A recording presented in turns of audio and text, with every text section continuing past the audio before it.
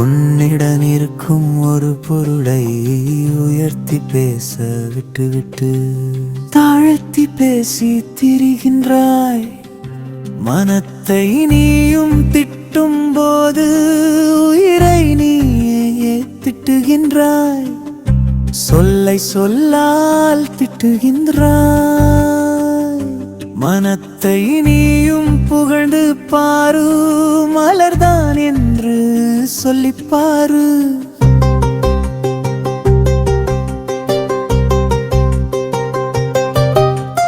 பெரிய மாற்றம் பெறுவாய் நீ. மனத்தை பற்றி பல ஞானி திட்டி திட்டி பேசுவது. பழைய பழக்கம் அறிவாய் நீ. மனம் என்பது உயிராகும், மனம் என்பது பூவாகும். மனம் என்பதே